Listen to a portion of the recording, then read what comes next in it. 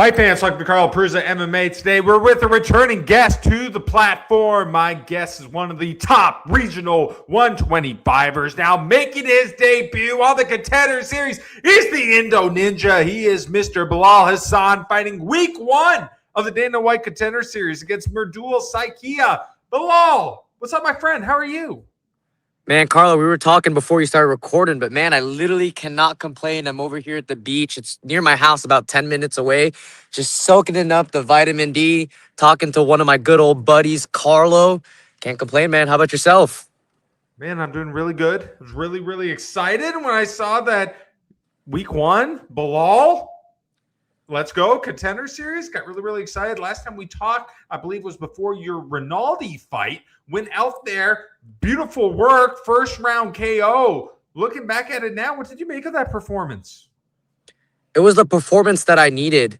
I went out there unscathed, put on a clinic. I was able to also try a couple things that I've been working on for the past couple years in terms of my overall skill set in MMA, and I was able to do it, in real time in a real fight. So I'm very happy with that performance, and it's been a bit too long though, Carlo. It's been a bit too long. That was December of last year. I haven't fought in 2026, so now we're starting off the year for me with a bang.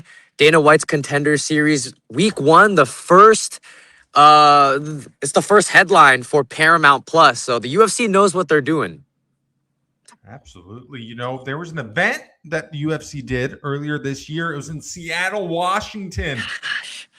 Was there any talks of potentially fighting on that? There was like a little bit of last minute, like short notice, hey, be ready. But I saw that there weren't really any flyweight fighters on the card, and so I wasn't. Yeah, it was probably like a 20% chance that I was gonna get in there, and so but I was still ready. You know, even if they needed me at bantamweight. So I was a little bit salty. I still am, but this seems like the right time. I'll be 25 by the time I compete in the Contender Series, and I feel like it's my time to get into the UFC. And the UFC knows that they want to build me up. I don't want to. I don't want to speak. I don't want to speak too far ahead, but they know what they're doing.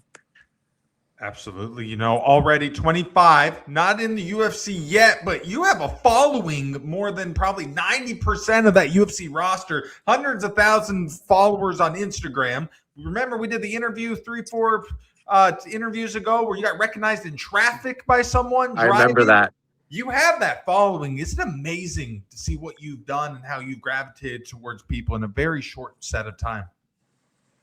Yeah, man, it's been really surreal, but I wouldn't be in this position without my really big Indonesian following. Both of my parents were from Indonesia. They migrated to the US. They were the first in their family to get into the US, and they were struggling, man. They worked so hard, and they've given me this opportunity to be great, and so I truly wouldn't be here without them. It's also Father's Day here in the US, so shout out to my dad. He's like the hardest working guy that I know, and I literally wouldn't be in this position without him. He's been supporting me since day one. And yeah, one of the coolest things about this crazy journey is that he's been at every single one of my fights since I was an amateur. And so the fact that the opportunity to just be able to be with him on these crazy fight journeys and fight trips, I'm very grateful. Alhamdulillah. So you were getting ready to fight Ben Coyle. A lot of people, including myself, was a little surprised when you were announced for another CFFC contest. And all of a sudden, that fight gets canceled. We find out you're on the Contender. Where were you when you got the phone call that you were finally being signed to the Contender Series?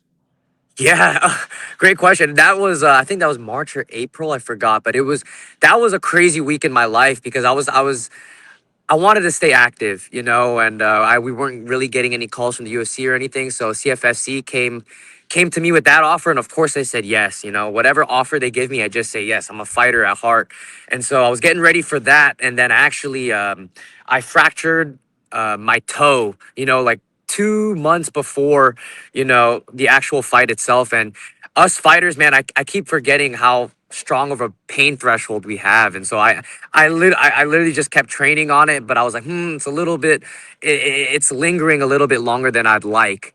And so I went to get it checked, and then sure enough, of course, it was fractured, just a minor fracture. And I was still gonna fight anyways. I was taping it up. I was like, "Fuck, it, I'm still gonna fight." And literally the week of fight week, I get the call from my manager saying like, "Hey, like we're going for the Contender series. We already have an offer for you." And that was such a that was such a silver lining, man. Like everything truly does happen for a reason, and those sequence of events just led up to that call from the Contender series. So it literally couldn't have come at a perfect time, and I would have loved to put another performance in CFFC, but I feel like it was just my time to graduate. It was almost like college for me. It was like it was like 4 years in CFFC. It just felt like the right time to graduate and get into something bigger. And so we jumped on that opportunity, and here we are, man. I'm very, very grateful. We're about 52 days out. The Contender Series is a very unique show, and I feel like the whole adage of winning isn't good enough really applies to Contender Series, where the point where kind of from the point where you can't just go in there and grind out. You need to do something spectacular. You need to prove Dana White and to everyone else you belong in the UFC. You want a contract. That's the only way you know how to fight, brother. Every time you go out there, man, you're looking for the finish. You're putting on an absolute show. You feel like this type of show is designed for you. You literally took the words right out of my mouth, Carlo. That's it. I wish every fight of mine could be like the Contender series. Like I wish I could just always fight, and like based on my performance, it has to be something spectacular. If not, just cut me. I feel like that's the thing about me, man. I'm a bit of a nutcase where it's like, of course, winning's awesome and all, but I really don't give a fuck if I win or lose. The only thing that really matters is me being able to perform at my fullest potential. And I think winning is just it's just an addition to that. If I truly go out there and perform to my best and just enjoy every second of it, I think it's gonna be a highlight in itself, but it's also gonna come out as a win. Absolutely. Another little different thing about the Contender Series, there's no walkout music. They don't even sing your God damn it. name. It's really stripped down. You're a showman. You like the loudness. You like the crowd. You kind of thought about that? Might be a little different environment? Yeah, 1000%. I've been think about that for a little bit, because one of my favorite things is that walkout, man. Just it gets me in the mode. So I don't know if I'm gonna actually ask the UFC about this. I want to see if one of my cornermen can actually sing for my walkout. I don't think anyone's done that before. I actually have one of my good old buddies, the great Ebony Eddie. We've been training in my garage, since we were 14, 15 years old. And so he also went to choir in middle school and high school. So he's got a good voice. And I really hope the UFC lets him sing something for me. I think it would be really special. We got to go Michael Jackson, right? If he's going to sing Come, something. come on! Oh yeah, he's got a lot of Michael Jackson songs in his arsenal. So I hope the UFC allows it. It would be sick on Paramount Plus. Absolutely. So you're getting ready. Take it on Mirdul Saikia. Overall, what do you think of him as an opponent? I think it's just the perfect opponent, man. Crazy enough, I believe Jekka, he was the only Indonesian in the UFC, and he actually lost to an Indian in the road to the UFC. I believe either the finals or the semifinals. But it's kind of like history repeating itself. But I think this time it's revenge for us Indonesians. I think we're definitely going to get the job done in spectacular fashion. Absolutely. This is the guy who fought in the road to the UFC. He's had the 9-1 records, fought some very high level guys. Your type of guy as well. You have such a big name. I'm sure you can go around there fighting whoever you want. You're fighting guys with winning records. You have fought some really tough guys. Rinaldi, a lot of people are saying that's not a smart fight for you to be taking on the regional scene. For you, how much pride do you take in being able to test yourself like this? That's what it's about. That's been ingrained in me since day one. I've been doing martial arts since I was 4, and I just love competition. And that's ultimately what I want to do. I want to perform at the highest platform, which is the UFC, and fight the best of the best, man. I want to go in there and be, co-workers with all these flyweight UFC guys and put on a show every single time. Absolutely. I'm really excited for this fight because when you watch both of you guys, it's nothing but action. Mirdul is always looking for the finish. He has a bunch of finishes. You yourself, obviously, a bunch of finishes as well. Going into this one, do you kind of have the mindset where there's no way this goes the distance?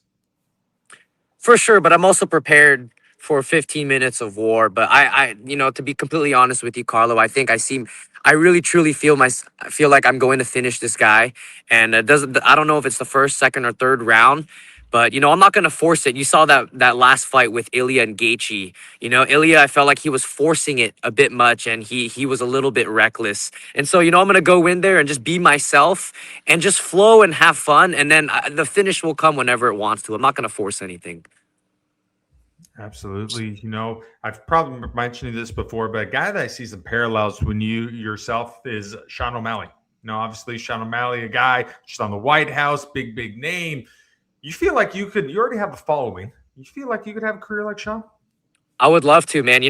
He's definitely one of the guys that I watch a lot of in terms of in the cage and outside. I think he's done a great job at building his brand, but also, we have a very similar body build in terms of our division. We're a little bit longer, strikers, good footwork, and yeah, I think he's a great fighter, and he has a great brand behind him. And so I definitely pick a couple things from his brand and how he goes about life. And so yeah, definitely O'Malley's one of the guys that I idolize, to say the least. One guy who's been really influential to you, obviously, Mighty Mouse, Demetrius Johnson, the GOAT at 125 by a lot of people. Is he going to be in the corner for this? No, not for this one. But I'm really hoping we've been training for like 3-4 years already, and so I would really love for him to be in my corner when I'm in the UFC for a bigger fight. And I know him, man. He misses the competition, even though he says, oh, he's retired and all that. He still loves the thrill of it, and I can tell. And so I'm gonna pop that question to him here soon. I got to get this contract in spectacular fashion, and then yeah, get him in the corner, and I want to be on his mighty cast. That's one of my goals. This has been a big year for the UFC. We've seen a change. We're now in the Paramount era where now you have $100,000 finish bonuses. It's a lot easier to watch it. We're at the White House and stuff now. Is this an exciting time for you? What do you think about this whole new era? Such an exciting time, man. Like I said, kind of reiterating, it's like the UFC knows what they're doing. It's the first week of the Contender series on Paramount Plus. And so I'm just going to go in there and be me, and it's going to be a highlight, man. The people are in for a treat. And so I hope, like I said, it's going to be a lot easier to access as well. And so the more eyes on me, the better that I perform. Obviously, you've been able to accomplish some amazing things. You've had an amazing journey so far on. But do you feel like the real journey begins when you get in the UFC? Yes and no, man. Carlos, something that I've been really trying to work on this past year is just romanticizing every little win in my life. Life moves so fast, and especially on this crazy journey, man, people are always talking about what's next, what's next. You get a spectacular finish. It's always like, what's next? Like, it's been hard, especially as like a man. It's hard to just like sit back and actually, you know, enjoy the fruits of your labor a bit, man. And so I'm trying to enjoy this journey every bit that I can. There'll hopefully, knock on wood, there'll never be a second time that I'm on the Contender series. And so I'm really just trying to enjoy the journey. Even just this right here, like I won't be able to do this for very many times, talking about my journey through CFFC, getting into Contender series. So I'm just trying to romanticize it, man. And yeah, I'm very grateful for the position that I'm in, and I can't wait to just continue on this journey, man. It's always going to feel like the beginning for me. How do you think you've grown and evolved as a person from this journey? That's a great question, man. I think that would be it. Just like being grateful, and looking back at what I have, like just making sure that I'm able to spend these great moments with the people that I love. Because at the end of the day, that's truly what matters. It's not where you are; it's who you're with. And so that's the biggest thing. It's just enjoying every step of the process. As cliche as it sounds. What would it mean for you to be able to fight in the UFC? Man, I hate saying like, oh, it was meant to be, but it is meant to be for me. I've already envisioned this so many times, countless of times in my life, but I think it'd mean even more for my family, my gym, and ultimately, the people of Indonesia. It's crazy. Like even walking around like Washington, I think 2 days ago I went to this sushi bar and it was popping hella people. And then I'm in line for sushi, and crazy enough, the people that own it are Indonesian. And they look at me, they're like, "Oh my God, Bilal Hasan." And the first thing that asked me, he asked me a fighting question. And I'm just like, what? Like, it's crazy. Like, how well known I am in this little niche community of Indonesian people. But man, like I've said it before, I want to become the Manny Pacquiao of Indonesia, and it's crazy. It's slowly coming true on a very small scale. But man, it's a huge honor to be in this position representing, you know, the fourth most populated country in the world. And so I think it'd mean even more to the people of Indonesia. And I'm truly grateful to be in the position that I'm in, man. You know, for me personally, I think one of the biggest things to your success is your confidence. When you're out there fighting, you're very relaxed, you're very mentally strong. Has that always come natural for you? No, no, to say the least. It came from a lot of trial and error, man.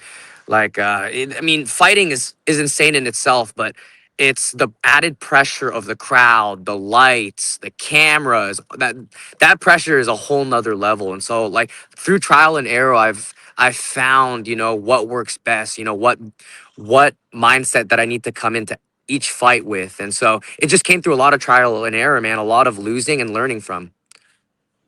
Absolutely. You know, throughout your journey, you've had some memorable moments. You know, for me personally, a moment that I've loved was actually something Renato Moicano did in one of your fights. He had that amazing reaction that went all over the place. Stuff like that. Do you ever still look back at that and think about that stuff?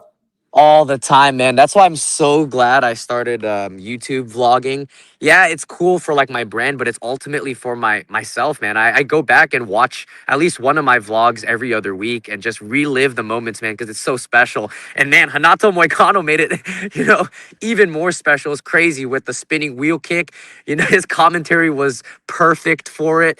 And then right after that, I had a spectacular first round knockout after the guy that I called out in the most cheesy fashion. And after I knocked that guy out, I told Renato Moicano, like, hey, next fight, I want to show off my jiu-jitsu. I want to get a rear naked choke submission. And crazy enough, Carlo, I didn't even plan to my next fight look for a submission. It just happened. And it's crazy how just like these stream of events just happened just because, you know, I've spoken things into existence a bit, but at the same time, I didn't really force it at the same time. It's just been pretty surreal how everything has kind of played out in my career. You know, besides from one contest, every other contest has been nothing but finishes for you. You've described to me before, it's like you're painting a canvas. You're an artist. Every time you go out there, you're painting a new piece. Expand on that for me. What is that thought process when you get out there? Yeah, I'm glad that you remembered that, man. Yeah, it's just you're a martial artist for a reason. Artist is in the word for a reason, you know, and that's truly what I love. I love the creativity. I love the ability to just be free in the octagon and outside, man, because martial arts is such a way of life. And literally, I'm so grateful to for martial arts because it's brought me to this position. And yeah, I want every fight to just be something new. I want to be able to look back at it and just watch it like a movie. And so I want it to be a performance, to say the least. Absolutely. For you, what's the ultimate goal? What are we looking to accomplish? Man, I feel like I always change my answer, and I feel like I always will, you know, throughout this journey. But man, I want a career full of highlights. You know, win or loss. You know, I haven't lost yet, and I don't plan to change that ever. But I want to go in there and create a beautiful picture, man. I want to look back when I'm on my deathbed and just be able to watch my whole life play out and see all the crazy risks that I took, and just look at the beautiful art that I painted over my life. You know, that 125-pound division for a while there, a lot of people didn't really like. And I think it's Demetrius Johnson going out there and just beating everybody. It got boring for some people. Well, that 125 division is one of the most stacked, talented divisions in the UFC, in the regional scene. If you get in there, man, you're with a bunch of killers. Does that excite you? Yeah, it excites me a lot. You know, I love competition and I want to fight with the highest of levels. And yeah, man, I mean, it's only growing bigger. You know, people are seeing guys like Joshua Van, Tatsuro Taira, Brendan Moreno, you know, Loner Kavanaugh, all these guys. They're so highly skilled and they're putting on these performances that people are really tuning into, man. And so I hope to just add on to that and add a little bit more flavor, man. I feel like these guys, you know, if I'm being super nitpicky, I feel like they're not truly being authentic or not as authentic as they can be. You know, I feel like we're already in a crazy sport, and they got to let it show outside of the octagon as well a bit. And so I can't wait to add a little bit of flavor into the division. And man, yeah, the flyweights are on the come up this year, Carlo. That's for sure. You think you're going to be 125 champion in 3 years from now? Yes, I believe so. I mean, I think I said this after my my third or fourth professional fight, but I leave something about the year 2029 just it hits the spot for me in some ways or another. 2029, it feels like that'll be my year to be champion. You know, we're seeing the UFC now go all over the globe. This week, they're going to Azerbaijan. Maybe in Damn. the future, have you thought about the idea of maybe Indonesia and you headlining that thing? Yeah, that would be an absolute dream. That would be an absolute dream, man. I think that also the UFC knows what they're doing. Like I said, it's the fourth most populated country in the world. They don't have anyone right now, unfortunately, but I believe a lot of people are going to come up. And yeah, the Indonesian people are hungry, man. Southeast Asia, it's a big fighting, you know, part of the world. And so yeah, I feel like one day. One thing I really like about you, Bilal, is already, man, you've gotten so much attention. You have so much talent. You're held at such a high regard. You're one of the most approachable guys in the sport. For you, when you have younger fighters in general, reaching out to you saying, hey, you inspire me, I'm trying to get there, ask you for advice, is it cool to be able to kind of give them some tips and kind of pay it forward? Yeah, very cool, man. I think we're all put on this earth to give back in one way or another. And even if that's through me fighting and inspiring a lot of people, but even if it's just through me, you know, going to my gym and like, especially when like these new guys come in and I can see, you know, the spark in their eyes and the will that they have to learn and their eagerness, man, it sparks another flame in me because I can see like that's how I was when I started, you know, and I feel like I'm truly giving my gift back to the world when I'm able to, you know, give these little tips to these up and comers or guys that really look at me in a high regard. And yeah, it truly, truly feels good, man. Those are the little things that I look forward to every single day, man, is giving back to people, whether that's through knowledge or, you know, inspiration. I truly, truly look forward to that. How much fun are you having during this journey? I say this to my boys all the time, man. Every single day that we train or, you know, we're together, I'm like, man, we do not deserve to have this much fun. I almost feel so guilty, man. I write it down in my journal every single day. I'm just truly grateful. Yeah, it's just like I'm literally doing the same exact thing that I was 5, 6 years ago, just on a bigger scale, you know, and like even when I'm champion and, you know, the fucking master of the universe, literally nothing in my life will change. You know, I'll still be, you know, hopefully with my family, my friends, I'll be talking to cool people like you, Carlo. Like nothing's ever going to change. And I don't ever want it to.